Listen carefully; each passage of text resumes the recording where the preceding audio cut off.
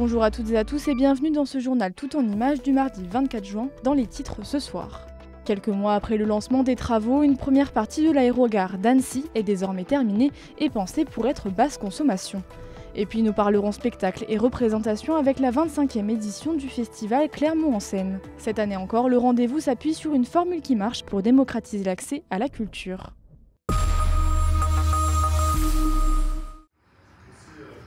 Ce n'est pas encore un terminal flambant neuf, pourtant son apparence commence déjà à se préciser.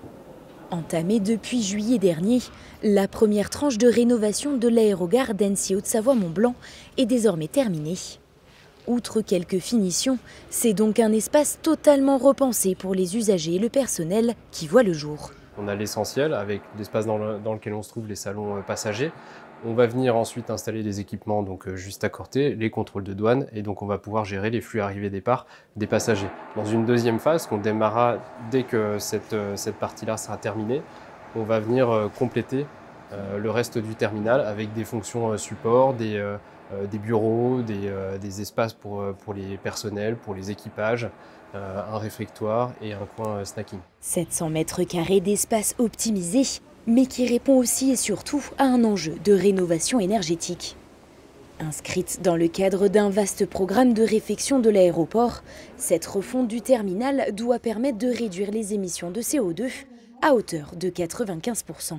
L'utilisation de matériaux biosourcés et l'utilisation de matériaux aussi locaux et puis qui insèrent davantage le terminal dans son environnement, celui de la Haute-Savoie, de ses paysages magnifiques, de ses forêts. Donc l'idée c'est d'utiliser le bois.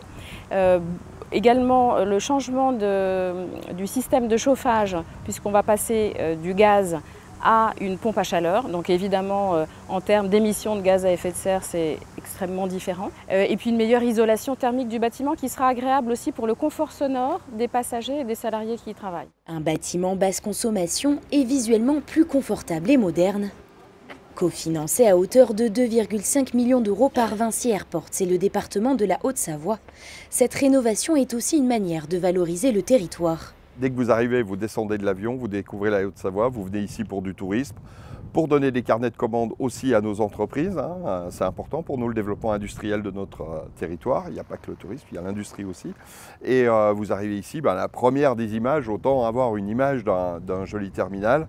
Et c'est en ça qu'on salue le travail qui est fait et puis qu'on est là pour simplement conclure sur cette première tranche de travaux. Un chantier dont la livraison finale est officiellement prévue en janvier 2026.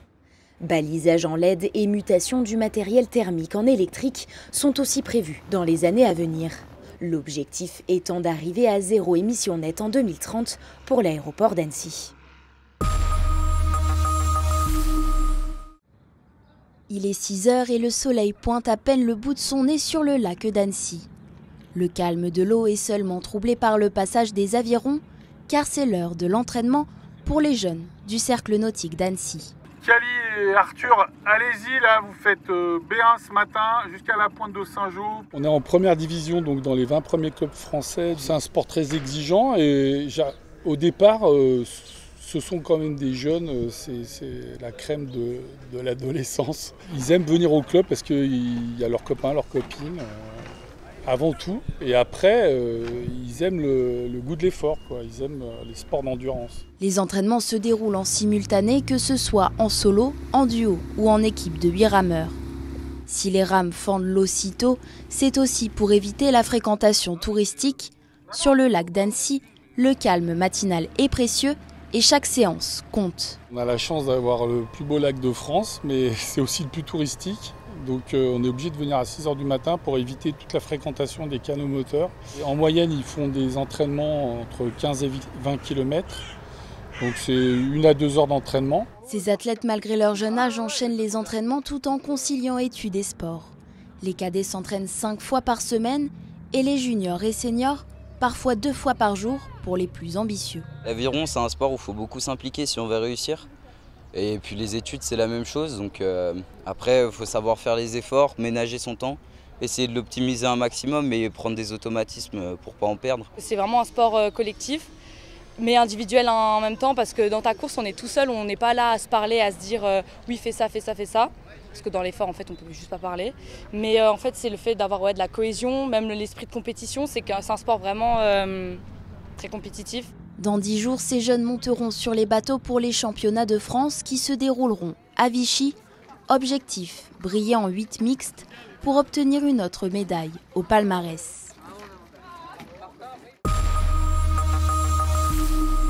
Il va voler l'argenterie, il repart avec elle, il s'enfuit dans la nuit et il se fait arrêter par la gendarmerie. Et comme il refuse pas d'obtempérer, il revient avec... Les Misérables de Victor Hugo, un classique parmi les classiques de la culture française.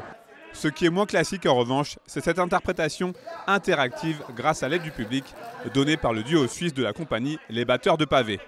Loin de l'image d'élitisme que peut parfois renvoyer la culture, le festival Clermont en scène, entièrement gratuit depuis 3 ans, se veut avant tout accessible au plus grand nombre. L'objectif de ce festival, c'est d'offrir la culture à tous et pour tous, et aussi avec un objectif environnemental, c'est-à-dire on met en place un service de navette gratuit depuis Annecy. Ça fait partie de pas mal d'actions qu'on mène au département.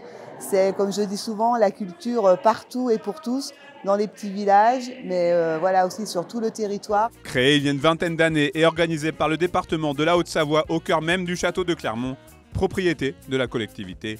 Ce rendez-vous traditionnel du début de l'été s'étend sur 6 semaines avec chaque samedi une programmation diverse et variée. On accueille du théâtre de rue, comme c'est le cas en ce moment, du cirque, du spectacle vivant dans toutes ses formes, et puis aussi à l'intérieur du château, des projets autour du patrimoine. Donc on essaie de faire découvrir le château de Clermont, qui est un site culturel départemental, à travers des activités de découverte de l'architecture, de l'archéologie, puisqu'il y a eu un chantier de fouilles, et le château de Clermont en cache un deuxième, puisqu'il y a un château de la période médiévale qui est au-dessus de ce château Renaissance sur le site un petit peu plus haut. Le soir, on se retrouve tous sur l'esplanade avec les formats plus grands, les grandes formes circassiennes et aériennes. Illustration ce soir-là avec le spectacle In City de la compagnie gardoise Cirque Vost qui a enchanté le public durant 1h30. Un public bien présent pour cette première journée du samedi 21 juin, tout au long des représentations et des animations. J'ai 2 enfants qui ont 6 et 4 ans et puis c'était une bonne occasion de leur faire découvrir et le château de Clermont et la fête de la musique en même temps, donc l'occasion s'y prête plutôt bien. Elles sont venues ce matin, je n'étais pas là, mais on a fait toute l'après-midi ensemble, c'était super, c'était vraiment bien.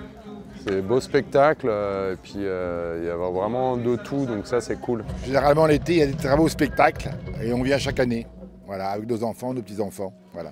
Et pour cette 25e édition, l'accent a une nouvelle fois été mis sur le côté familial, avec des spectacles accessibles même aux très jeunes enfants. Vous avez donc jusqu'au samedi 26 juillet pour profiter pleinement des soirées culturelles clermontoises.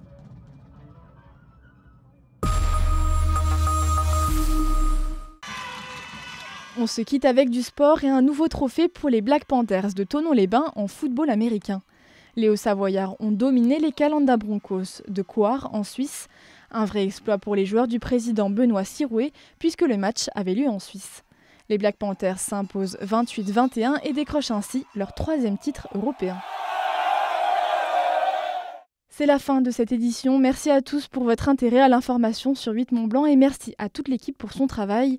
Tout de suite, vous avez rendez-vous avec la météo de Thierry Paulme.